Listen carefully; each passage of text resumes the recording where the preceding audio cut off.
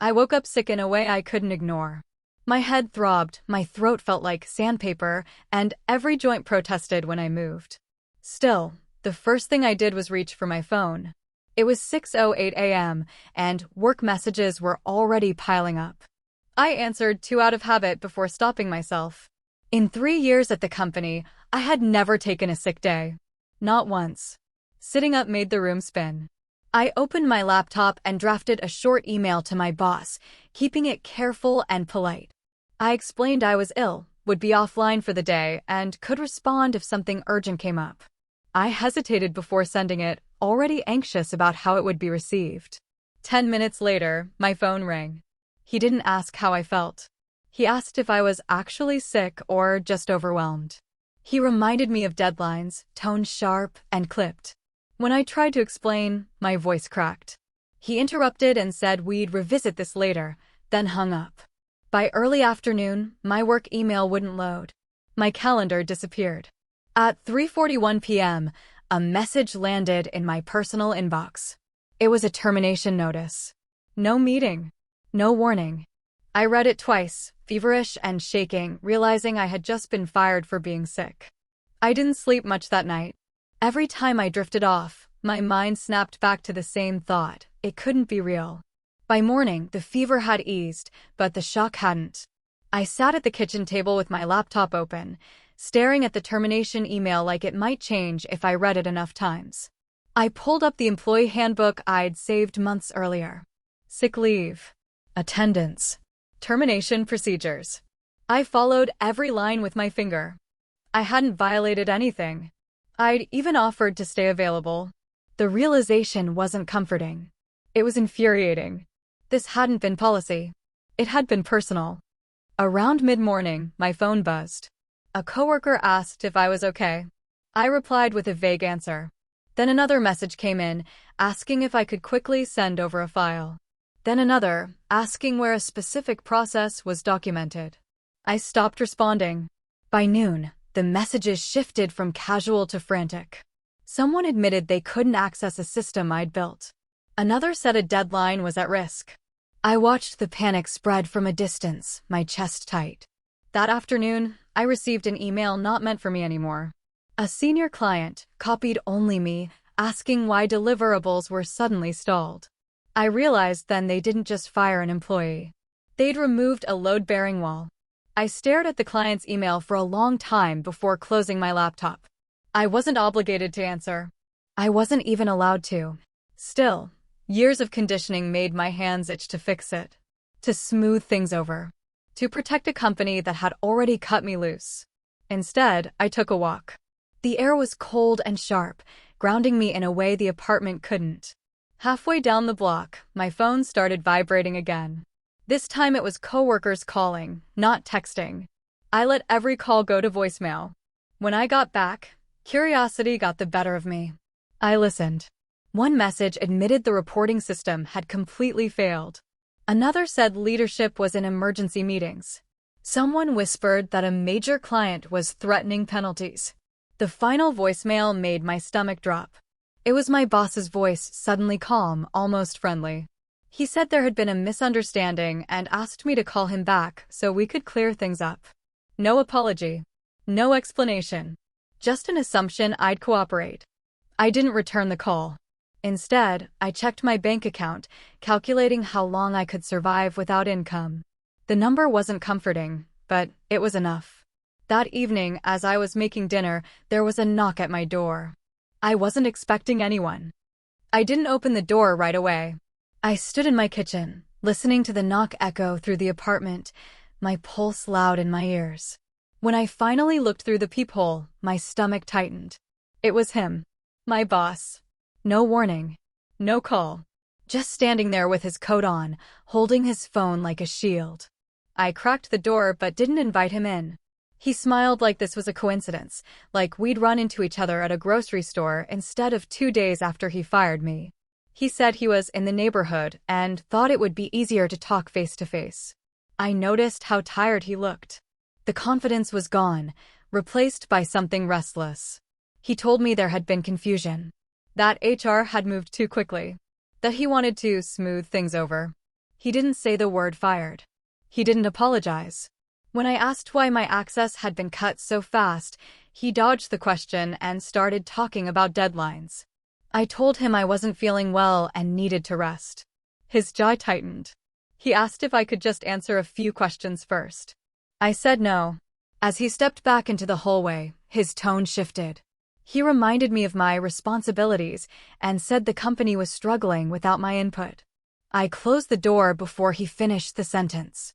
After he left, my phone lit up nonstop. Missed calls. Emails from unfamiliar executives. A calendar invite labeled urgent that I declined without opening. The pressure was no longer subtle. It was coordinated. One email finally explained what was happening. A system failure had frozen reporting across multiple teams. Data hadn't been backed up properly. Clients were asking questions leadership couldn't answer. A launch scheduled for the end of the week was now at risk. Every problem traced back to something I had quietly managed. I realized then that my boss hadn't come to apologize. He'd come because he was scared. And he should have been. That evening, a coworker I trusted called from her personal number. She sounded exhausted. She told me the firing had blindsided everyone. Then she lowered her voice and said something that made me sit down. My boss had told leadership I quit without notice. I felt the last shred of guilt dissolve. The narrative was already being rewritten, and I wasn't part of it. If they wanted my help, they would have to tell the truth first. I turned my phone off and went to bed knowing tomorrow would be worse for them and different for me. I woke up to a dozen notifications the next morning, all time-stamped within the same hour. I didn't read them right away. I made coffee, sat by the window, and let myself breathe. For the first time since being fired, I wasn't reacting. I was choosing. When I finally checked my phone, the tone had changed. The messages were no longer demands. They were polite. Careful. One executive thanked me for my past contributions and asked if I'd be open to a quick call. HR sent a neutral note saying they wanted to clarify the circumstances of my departure. No one mentioned the word fired. Then a new email came in, forwarded accidentally by a coworker. It was an internal thread. My name was all over it. Leadership was scrambling to reconstruct workflows they didn't understand. Someone asked if there was documentation. Someone else replied that I'd warned them months ago that nothing was centralized. The final message in the thread made my stomach tighten. A senior executive asked who approved my termination and why no transition plan existed. The response was short. My boss had signed off on it alone. I locked my phone and set it face down. This was no longer about a sick day. It was about a decision that was starting to cost him more than he expected. By midday, the consequences became louder. A former coworker texted from a burner number, apologizing for the secrecy before telling me the truth. The reporting failure hadn't just delayed internal work. It had sent incorrect data to a major client. Legal was involved now. Contracts were being reviewed. I felt a sharp mix of satisfaction and disbelief. I'd warned them about that exact risk during a meeting 6 months earlier. My boss had waved it off, saying fixes weren't a priority. Now that choice was coming back with interest. Another message followed, this time from HR, asking if I'd be willing to assist on a short-term basis while they resolved internal issues. No mention of reinstatement. No acknowledgement of wrongdoing. Just an assumption I'd step in and clean up the mess. I didn't respond. Instead, I opened my laptop and reviewed my personal files. I had backups of everything I'd built, created on my own time, stored on my own drive. Nothing proprietary. Just proof of the work I'd done and the warnings I'd given. That evening, my boss called again. This time, his voicemail cracked. He said leadership was asking questions he couldn't answer. He asked me to please call him back. I smiled, turned my phone off, and started updating my resume. The next morning, I received an email with no subject line. It was from HR, but the sender wasn't someone I recognized. The message was carefully worded, almost delicate. They wanted to understand my perspective and asked if I'd be available for a call that afternoon. I noticed what wasn't there: no apology, no acknowledgement that I'd been terminated improperly. Before I could decide whether to respond, a second email arrived. This one was marked high priority. A senior executive I'd never interacted with before wrote that the company was experiencing unexpected operational disruptions and that my insight would be extremely valuable. The flattery was transparent, but the urgency was real. I finally replied with a single sentence, saying I was not available for calls, but would consider written communication. Minutes later, my former boss texted me directly, ignoring every boundary. He said leadership was furious, that audits were coming, that my name kept surfacing in meetings. Then came the twist I hadn't expected. A recruiter reached out on LinkedIn, referencing my work, specific systems, specific outcomes. She asked if I'd be open to a confidential conversation about a role at another firm, a competitor. I leaned back in my chair, heart racing. While my old company was unraveling, someone else had been watching quietly. For the first time since getting sick, I felt something close to excitement. I scheduled the recruiter call for the next day and spent the evening preparing, pulling examples of my work from memory and notes. It felt strange describing accomplishments tied to a job that had ended so abruptly. Still, the conversation energized me in a way I hadn't felt in years. She listened. She asked smart questions. She understood the scale of what I'd been managing alone. That night, another message came through from a former teammate. She warned me that leadership had frozen hiring and canceled bonuses. Panic was spreading. People were updating resumes quietly, just in case. My firing had cracked something open. The following morning, my boss tried again. This time, he emailed instead of calling. He admitted the termination had been handled poorly and suggested we discuss a consulting arrangement. No reinstatement. No correction of the story he'd told leadership. Just a temporary solution to his problem. I didn't answer immediately. I forwarded the email to a personal folder and added notes. Dates. Language. Tone. Every word felt important now. An hour later, HR followed up, asking if I'd reconsider helping stabilize systems for the good of the team. I closed the message and looked out the window, realizing something had shifted. They no longer held power over me. They needed me, and they knew it. I replied to HR later that afternoon with a carefully worded email. I thanked them for reaching out and said I was open to discussing options in writing only. I asked for a clear explanation of my termination, including who approved it and why company policy hadn't been followed. I didn't accuse. I didn't threaten. I simply asked for facts. The response came faster than expected. Too fast. HR claimed the termination was still under review and said my manager had described my departure as voluntary. Seeing that word in print made my hands shake. I forwarded the email back and attached the termination notice I'd received, complete with timestamps. Minutes passed. Then 30. Then an hour. When HR finally replied, the tone had changed completely. They apologized for the confusion and asked for time to investigate. They also asked, again, whether I would be willing to assist temporarily. That evening, my former boss showed up in my inbox with a different approach. He praised my work openly, calling me critical to the team's success. He said leadership was pressuring him for answers and implied he was trying to protect me. I reread his email twice and laughed out loud. He wasn't protecting me. He was protecting himself. I closed my laptop knowing the story they told about me was starting to unravel. The next day, the recruiter call confirmed what I'd begun to suspect. The role she described wasn't just similar to my old job, it was bigger, better resourced, and, most importantly, collaborative. She asked why I was leaving my current position. I told the truth, plainly and without drama. She didn't sound surprised. Instead, she asked if I documented my work and whether I'd be open to consulting in the interim while their hiring process moved forward. The implication landed slowly. I had options. Real ones. An hour after the call ended, HR emailed again. They admitted my termination had not followed protocol. They said they were reviewing accountability. The phrase felt deliberately vague, but it was more than I'd gotten before. They asked if I'd consider a short-term consulting agreement to stabilize systems while leadership assessed next steps.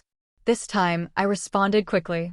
I said I would consider consulting under strict conditions, a written contract, a defined scope, and compensation reflecting my expertise. I didn't mention numbers yet. I wanted to see how desperate they were. That evening, my boss called.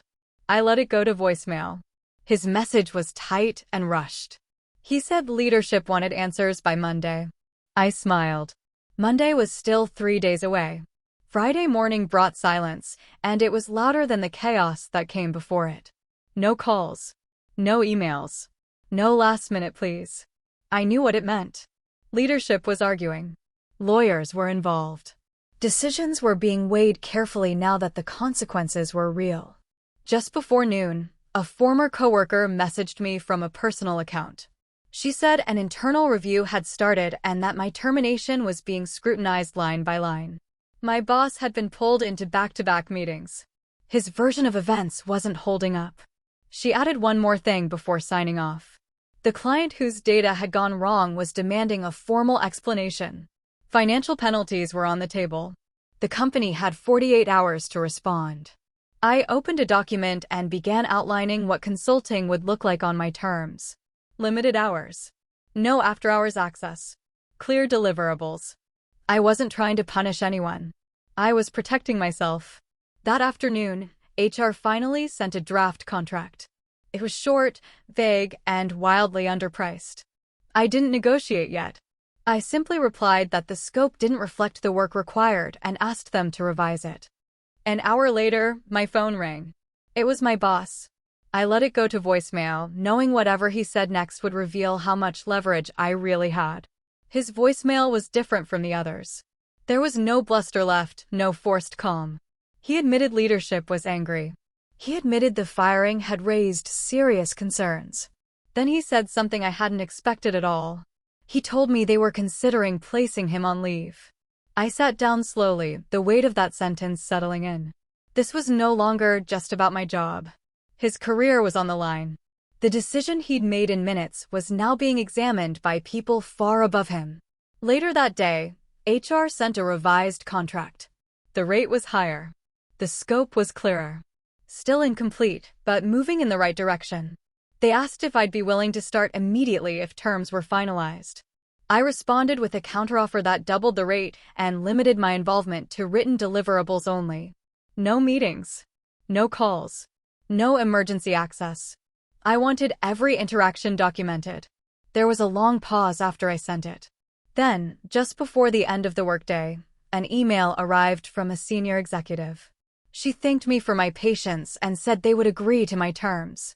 She ended the message with a single line that made my pulse quicken. They were also reviewing leadership accountability related to my termination. I closed my laptop, knowing the fallout had only just begun. I signed the consulting agreement early Monday morning and sent it back without ceremony. No celebration. No satisfaction yet. This wasn't about winning. It was about control. For the first time since I'd been hired, the terms were written to protect me. I spent the day preparing documentation, outlining systems, dependencies, and failure points. I didn't fix anything yet. That wasn't the agreement. My role was advisory, and I stuck to it carefully. Every question they asked was answered in writing, with timestamps and references. If something went wrong later, there would be a record showing exactly where responsibility ended.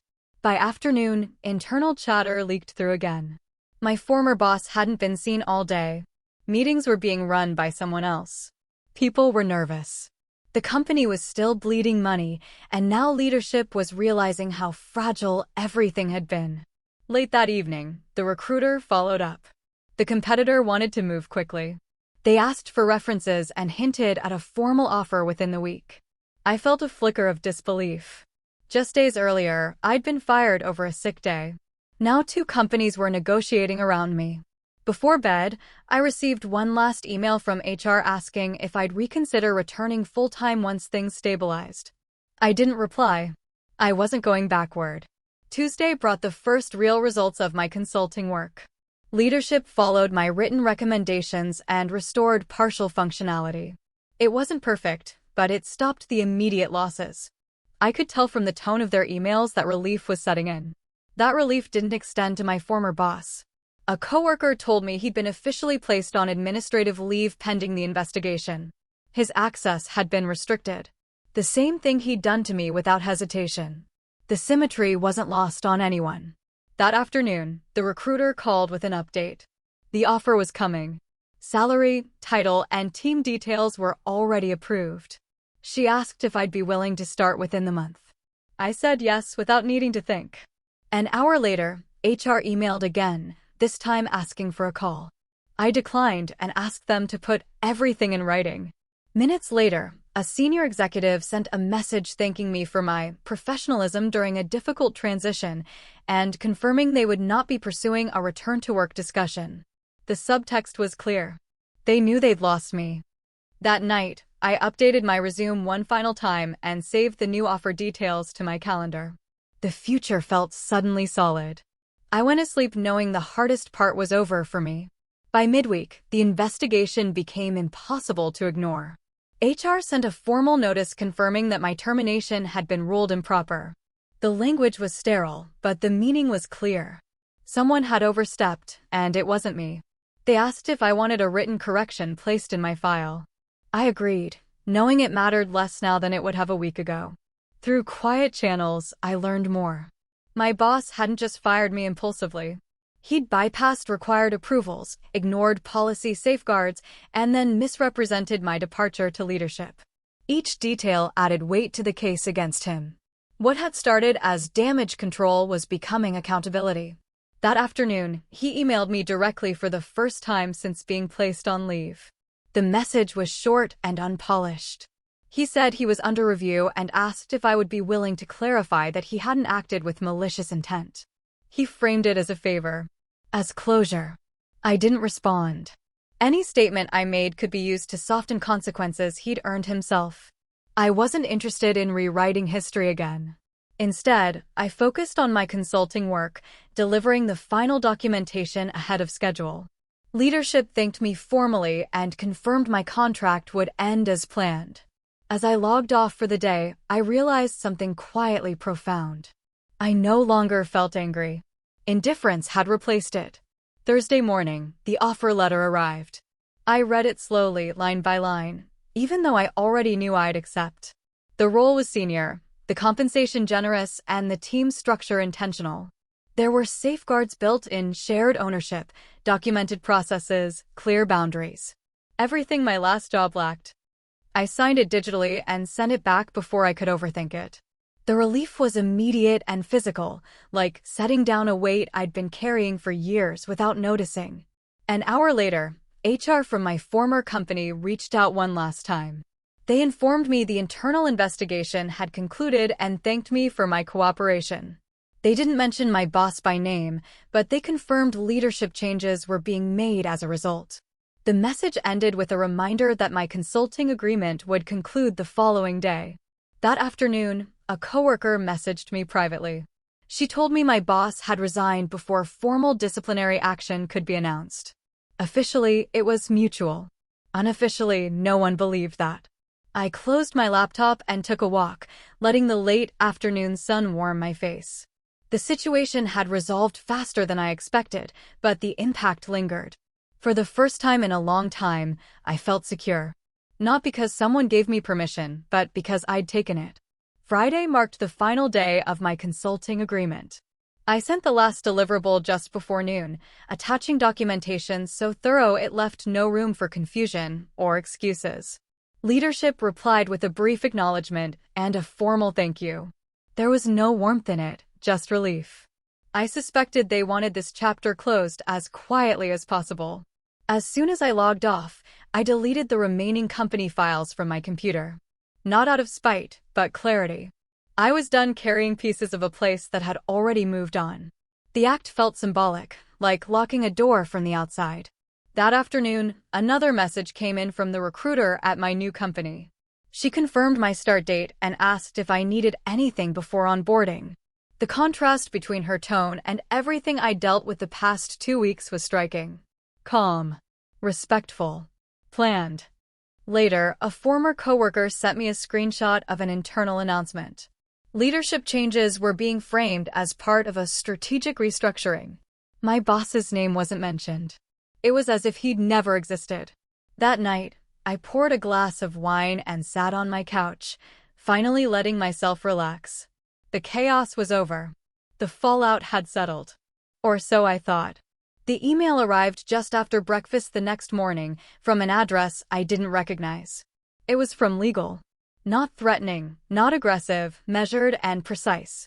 They wanted to confirm that I no longer retained any proprietary materials and asked me to acknowledge that my consulting work was complete. I replied with a single sentence confirming both. Then I paused, rereading the message more carefully. Buried in the language was something else, a request for confirmation that I had not been advised to preserve records related to my termination.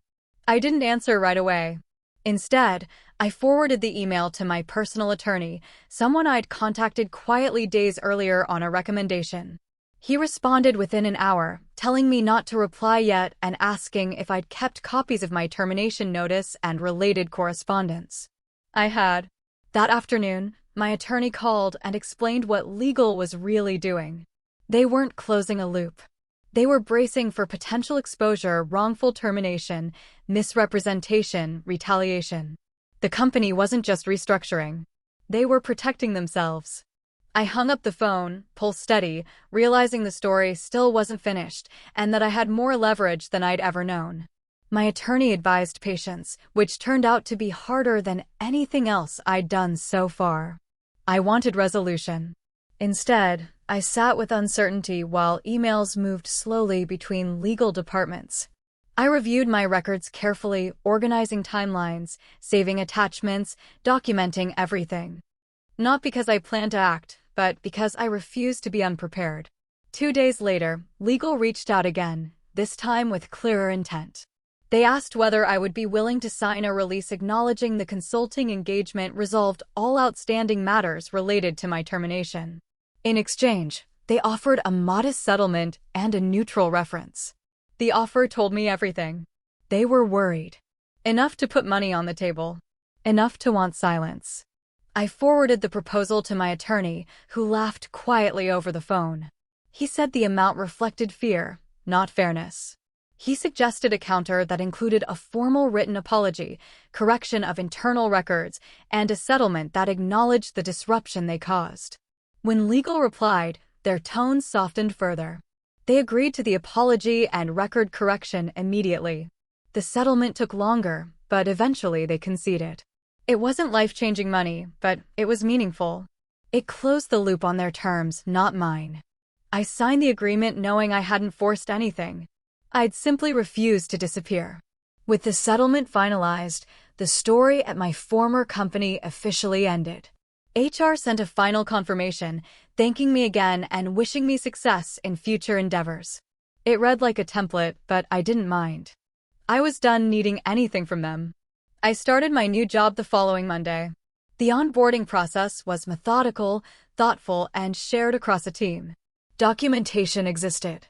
Knowledge was distributed. No one expected me to carry the weight alone. The difference was immediate and almost disorienting. On my third day, my new manager asked for feedback on a system design. She listened. She took notes. She thanked me. It felt revolutionary in its simplicity. Midweek, a former coworker messaged me with an update I hadn't expected. The company had announced a broader review of management practices. Several policies were being rewritten. Mandatory approval layers had been added to termination decisions. My name wasn't mentioned, but the changes traced back to what happened. That night, I thought about how close I'd come to accepting blame that wasn't mine. How easily the narrative could have stuck. Instead, I'd stayed quiet, stayed precise, and let the truth surface on its own. Sometimes, that's enough to change more than just your own ending. A week into my new role, I finally felt steady enough to look back without flinching. The days were full in a good way: structured meetings, shared responsibility, realistic expectations.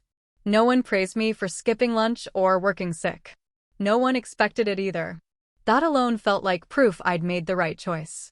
Then an unexpected message came in from my attorney. He said legal from my former company had followed up again, not with demands, but questions. They wanted clarification about something uncovered during their internal review. Specifically, they wanted to know what I'd meant in an early email when I warned about single points of failure. I forwarded him the documentation I'd kept: emails, meeting notes, timelines, warnings I'd given months before my termination, risks I'd flagged repeatedly and in writing. He called me back after reviewing them and said quietly, "This is bigger than I thought." According to him, the investigation had expanded. What started as a wrongful termination review was now touching regulatory compliance. Decisions my boss had made and covered up weren't isolated. They were part of a pattern. That evening, a former coworker confirmed it. Leadership had hired an external firm. Audits were underway. Entire departments were being questioned. I realized then that firing me hadn't just exposed operational cracks. It had exposed governance failures they could no longer ignore. 2 days later, the real reveal landed. My attorney called early in the morning and asked if I was sitting down. He told me the external auditors had traced multiple compliance breaches back to my former boss's decisions I had objected to in writing. My termination, they concluded, wasn't just improper. It had been strategic. According to the findings, I'd been fired to remove someone who kept documenting risks leadership didn't want formally acknowledged. My sick day hadn't been the cause. It had been the excuse. The room felt suddenly very quiet. Legal had reached out again, not to negotiate, but to notify. There was potential exposure beyond civil matters. Regulatory agencies had been informed. The company was cooperating. My records were now evidence. By the end of the day, the news spread internally. Executives were placed on leave. Statements were drafted. The narrative shifted from unfortunate termination to serious internal failure. A former coworker sent me a message I'll never forget. She said, "They're saying if you hadn't been fired, none of this would have come out." I sat with that for a long time. Being punished for telling the truth had nearly broken me. But being fired for it had done something else entirely. It had forced the truth into the open. The fallout was public within a week. Carefully worded press releases talked about leadership restructuring and enhanced compliance initiatives, but the details leaked anyway. Industry blogs connected the dots. Analysts asked questions the company couldn't dodge. What had been quiet dysfunction was now a case study. My attorney advised me to stay silent, and I did. There was nothing to add. Every warning I'd given was already documented. Every decision I'd opposed was time-stamped. The truth didn't need my voice anymore. It was speaking for itself. Former coworkers reached out in waves. Some apologized for not pushing back harder. Some thanked me for keeping records they hadn't thought to save. A few admitted they were looking for new jobs, unwilling to wait for the next collapse. I answered kindly but briefly. I didn't want to be anchored to a place I'd outgrown. At work, I settled fully into my new role. The contrast sharpened each day. Transparency wasn't treated as a threat. Questions weren't punished. When I raised a concern, it sparked discussion instead of defensiveness. One afternoon, my manager told me something casually that stayed with me. She said, "If something feels wrong, we want to know early." I thought about how close I'd come to being erased for doing exactly that. Instead, I'd walked away intact and stronger. A month after I'd been fired for being sick, I stood in my new office, sunlight spilling across a desk that finally felt like mine. The chaos from before felt distant now, like a storm that had passed, but reshaped the landscape behind it. The final update came quietly. My attorney forwarded a short note confirming the investigation had concluded. Regulatory fines were issued. Multiple leaders were formally sanctioned. My former boss's name appeared once, buried in legal language, but the meaning was unmistakable. His career, at least in that industry, was over. I closed the email and didn't reread it. What stayed with me wasn't the punishment. It was the pattern. How easily companies confuse silence with loyalty. How quickly truth becomes inconvenient. And how often people like me are told to soften, bend, or disappear for pointing out cracks. Being fired had felt like the end of something essential. In reality, it had been the beginning of clarity. I hadn't won by fighting louder or striking back. I'd won by documenting, by waiting, by refusing to carry blame that wasn't mine. That sick day didn't cost me my career. It exposed a system that depended on people like me staying quiet. And when it finally knocked on my door, desperate for help, it was already too late. I'd moved on stronger, steadier, and finally heard.